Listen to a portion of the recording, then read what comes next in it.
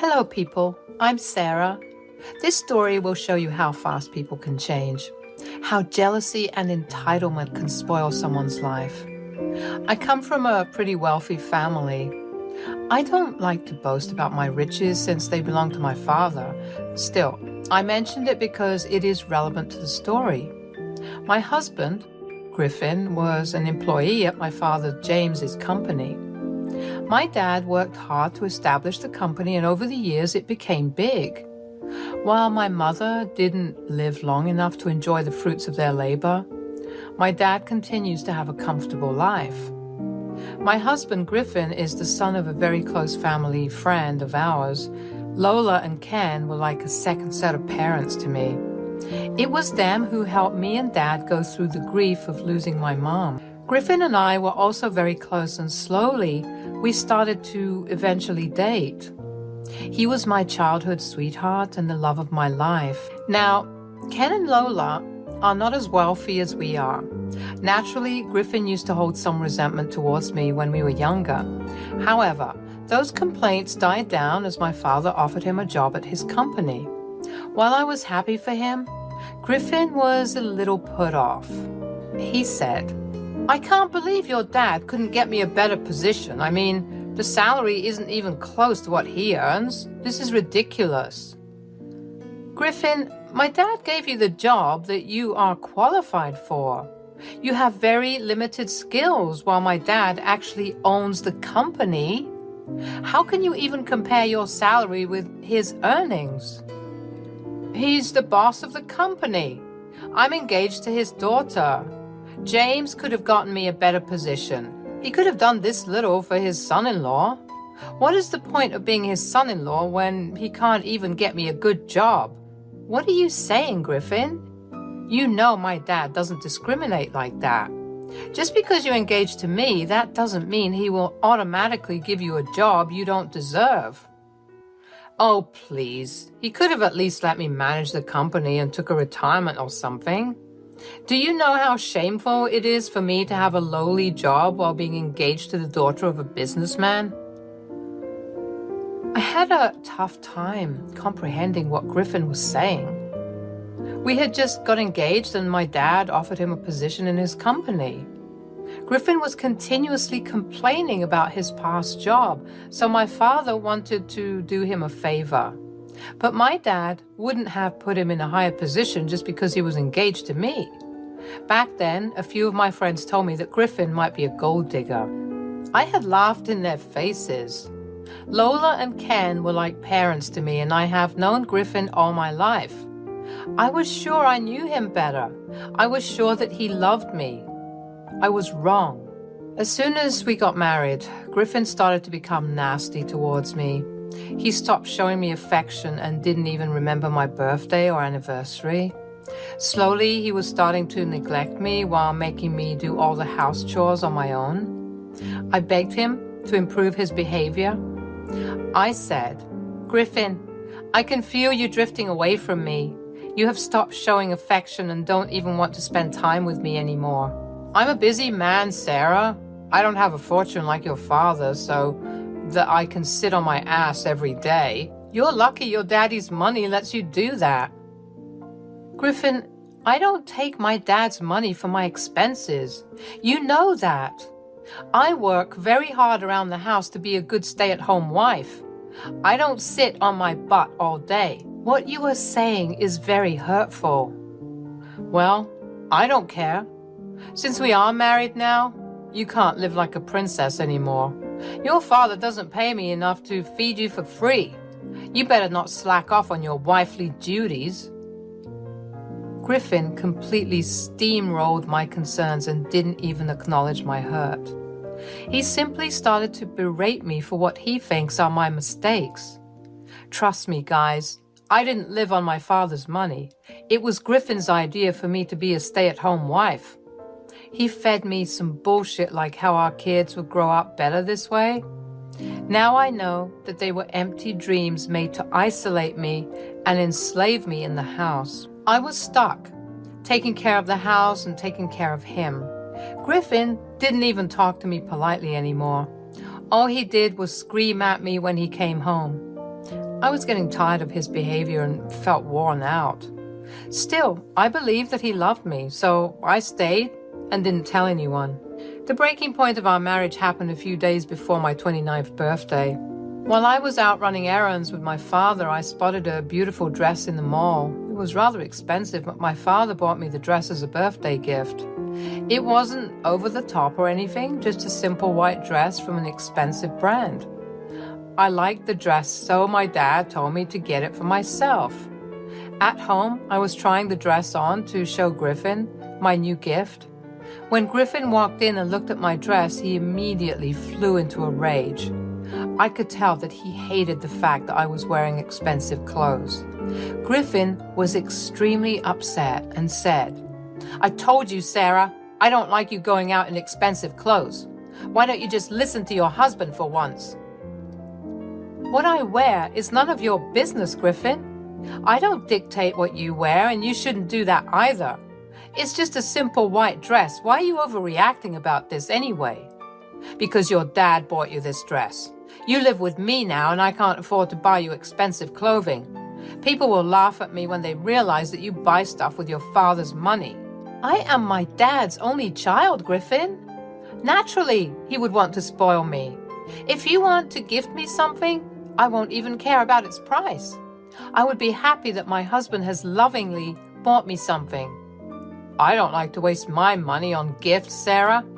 It was different when we were dating, but now you are my wife. I don't have to woo you with gifts. Instead of spending so much on yourself, you should be giving me gifts." I was absolutely shocked by what Griffin said. So he basically wanted me to take money from my dad and buy him stuff. It was bizarre. I had no idea why he thought that I would agree to it. Me and Griffin fought about this issue for a long time. Still, we didn't reach a compromise. I refused to give up my stuff to appease him, and he continued to demand that I buy him things with Dad's money. He said, "I know your dad gives you his credit card at times. You should take advantage of it and buy me some good stuff." Are you freaking mad? First of all, that is fraud. My dad gives me his credit card to pay his bills. You know he is not well, so I run errands for him. The dress was a birthday gift from him. I can't just go around and spend his money on stupid things. You can easily get me stuff as well. You don't need your dad's permission. If you can't buy me something as well, you have no right to get yourself a gift. No matter what, Griffin was adamant that I should either return the gift or convince my dad to give him something of the same value. I was getting tired of his demanding attitude. It was bad enough that he made me pay most of the bills, but it looked like Griffin always wanted more. Slowly, I was checking out of our marriage. Griffin didn't care and was barely home anyway. I was tired of feeling controlled in the marriage. However, divorce was also not very appealing to me right then. Somewhere in my heart, my love for Griffin still existed. I also thought that Griffin still loved me too, but I was forced to make a drastic decision because of his actions. On my birthday, Griffin didn't even wish me happy birthday the entire day. There were no gifts, no cake, no surprises, not even a mere happy birthday. His parents did wish me and showered me with affection, but my own husband didn't even acknowledge my birthday. My dad called me and I broke down on the call. He said, "Sarah, what is wrong, dear? Why are you crying like this? Are you sick?" "No, Dad, I'm not sick. It's just that Griffin didn't even wish me happy birthday today. He has been neglecting me for a while. I'm working very hard to stay in this marriage, but he is taking me for granted." "What are you saying, Sarah? I don't understand. I thought that you two have the perfect marriage. You haven't said anything otherwise. What happened so suddenly?" I finally broke down and told Dad everything. The controlling ways of Griffin, his demands for expensive gifts, all of it. Dad listened to me and was silent the entire time. I could tell that he was absolutely furious at Griffin. He said, "Why didn't you tell me sooner, Sarah? This is not okay. He's becoming abusive towards you. I still love him, Dad. I didn't want to leave him or tell anyone about our problems. He hates it when I talk about my problems. I guess I got used to not talking about it. Sarah, I think you should take a step back and reevaluate your marriage. I don't like the way Griffin is behaving with you. He is starting to take advantage of you.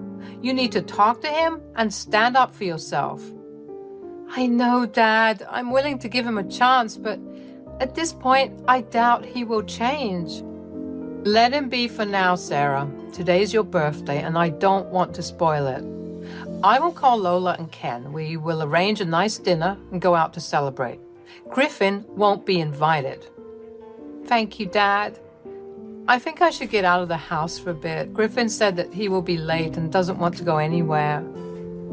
Dad and I made plans to celebrate with my in-laws. We didn't tell Lola or Ken about what was going on. I was still on the fence about giving Griffin an ultimatum. My heart and mind was a mess. I quickly got ready and put on the dress that my dad gifted me. It was the only gift I had received for my birthday. As I was going out, Griffin came home.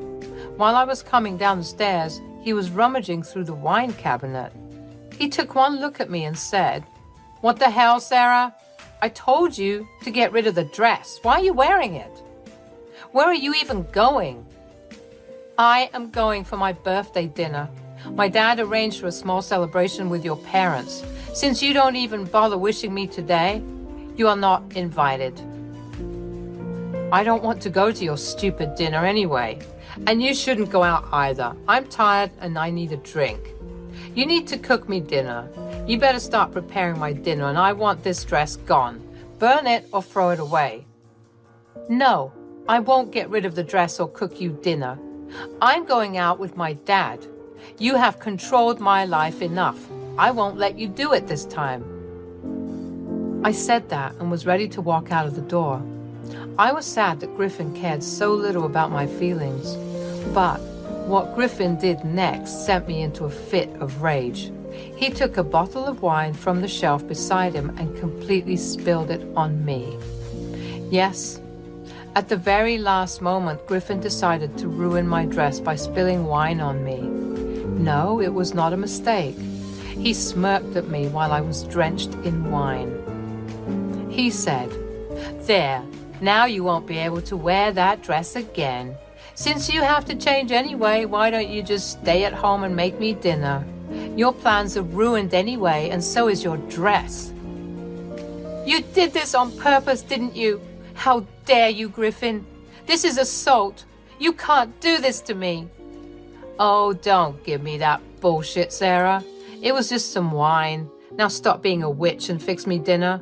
I deserve a treat for tolerating your horrible behavior." Griffin said that and went straight to our room to change. I didn't even move from the spot. I was fuming and was in absolute disbelief. My own husband dumped wine on me, and I knew for a fact that it was assault. I was shaking from rage, but also a little scared of Griffin. While he was in our room, I grabbed my keys and left the house. I drove to my dad's place with tears streaming down my face. Once I reached there, my dad came out to greet me. He took one look at me and did a double take. Yes, I was still in the wine-stained dress. Dad looked worried and took me inside.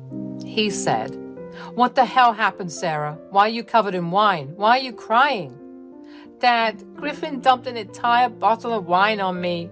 And no, he didn't do it accidentally. He did it on purpose." "What the hell are you saying, Sarah? Why would he do that? Tell me everything now." "Dad, he hated the fact that you bought me an expensive dress.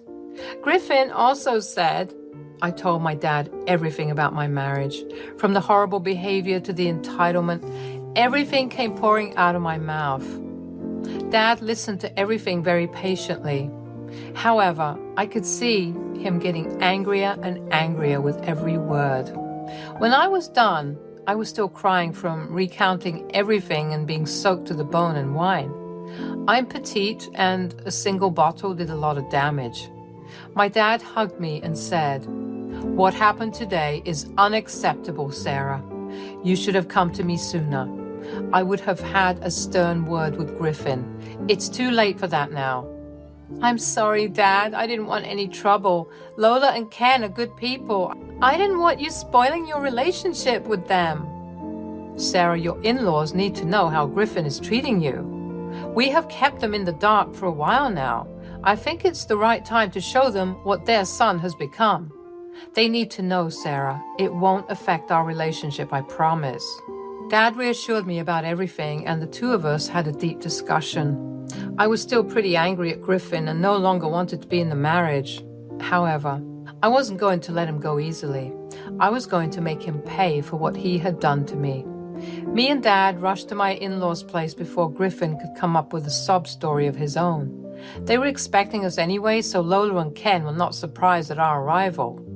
What surprised them was my state. They quickly said, "Oh my God, Sarah, what happened to you? Why are you soaked in wine? You poor thing. Come in and change. I'll give you something to wear." "No, Lola, I don't want to change. I need to be this way because I will go to the police station next. I can't change out of these clothes." "Why do you have to go to the police, Sarah?" "You're scaring us. What's wrong? Where's Griffin? Did you tell him what happened?" "Guys, I'm afraid it's Griffin who did this to Sarah. I know you two are confused. That's why we're here to tell you everything. Let's go inside and talk." All four of us went in to have a discussion. I told Lola and Ken everything that I told my father. Thankfully, I also had the recordings of our home security system. Those videos showed Griffin intentionally pouring wine on me. Lola and Ken were shocked to see their son's true face. Lola started to cry while Ken looked furious. I said, "I'm sorry for doing this, Lola and Ken. I have no other option left. For years, I put up with Griffin's horrible behavior because I loved him. Today he showed me how vile and disgusting he can be. I'm afraid that I have to file for divorce and talk to the police." "Don't say sorry, Sarah. It's me and Lola who are ashamed right now. I don't have any words to say how mad and disappointed we are in Griffin. That cannot be our son. We didn't raise him like that. He has turned into a monster, Sarah. He acts so nice to you in front of us. I can't believe he is so cruel to you.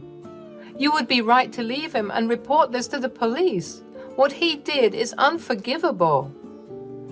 "I'm afraid I'll be firing him from the job, guys.